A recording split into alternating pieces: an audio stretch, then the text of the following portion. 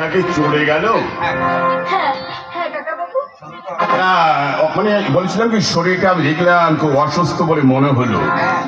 হ্যাঁ, জেল থেকে ছাড়া পেয়ে আমার কাছে দুদিন থাকবে বলে এখানে এসেছিল, কিন্তু আপনাকে দেখাবো বলে ভাবছিলাম, কিন্তু মা যেসব কথা বললো। কেঁদো না কেঁদো না কেঁদো না, ছেনো একদম কেঁদো না। আমি কথা দিচ্ছি শোনো, আমি কথা দিলাম তোমার দাদাকে আমি নিশ্চয়ই সারিয়ে তুলবো। তার জন্য যত টাকার প্রয়োজন হয় টাকা আমি দেব। এসো কাছে এসো, তোর কাছে এসো।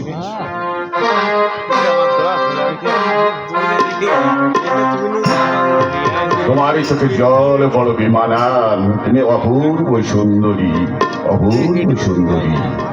ও হ্যাঁ শোনো, তোমার দাদার অসুখ না তাই না?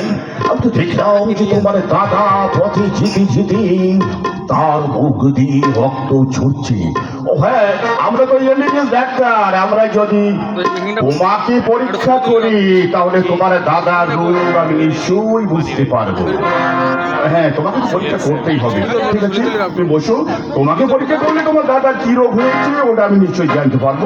তুমি তো বসো, এখানে বসো।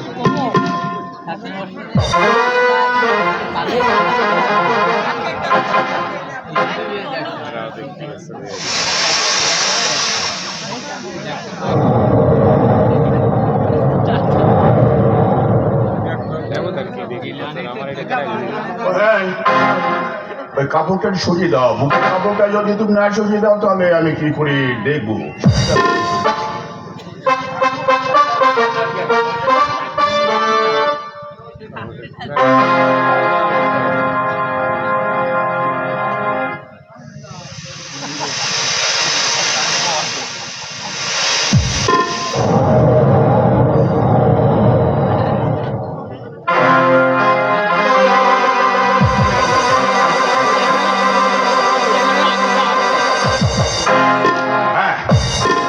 তোমার দাদার কি রোগ হয়েছে আমি বুঝতে পেরেছি।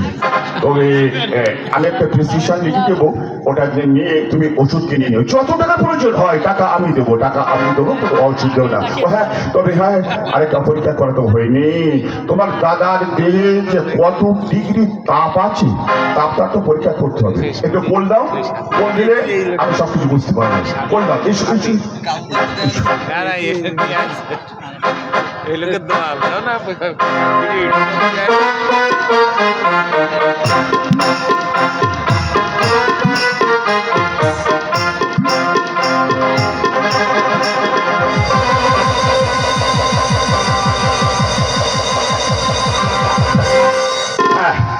পরীক্ষা হয়ে গেছে, তোমার দাদার দেহের তাপ আর পরীক্ষা করা হয়ে গেছে।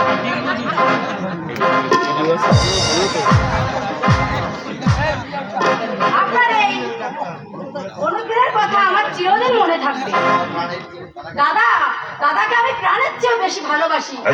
আমার দাদা যদি সুস্থ হয়ে যায়, আমার দাদা যদি মৃত্যুবরণ করে, আমার পৃথিবীটাই অন্ধকার হয়ে যাবে। দাদা ছাড়া আমার পৃথিবীতে কেউ নাই।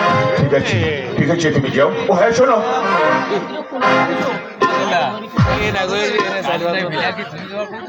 আর একটা কথা শোনো, আজ রাত ঠিক 12টার পরে তুমি একবার আমার ঘরে একটু এসো। তো ঘরে এলে আরো কিছু পরীক্ষা করতে হবে, আরো কিছু পরীক্ষা আছে যে পরীক্ষাগুলো 12টার পরে ছাড়া আমরা করতে পারি না।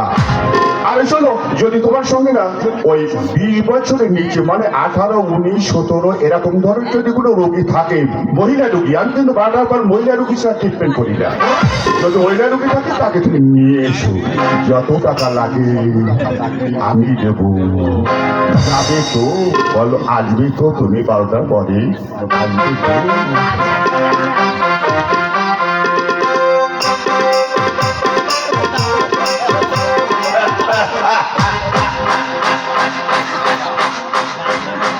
শ্রীলতা এবারে নববধূ, ফুটন্ত একটা গোলাপ, বড় নধর কান্তি, ওর দেহটা অত্যন্ত নরম বিস্ময়। আজ রাত 12টার পরে আসবে আমার চেম্বারে এলে অনলি ওয়ান ইনজেকশন।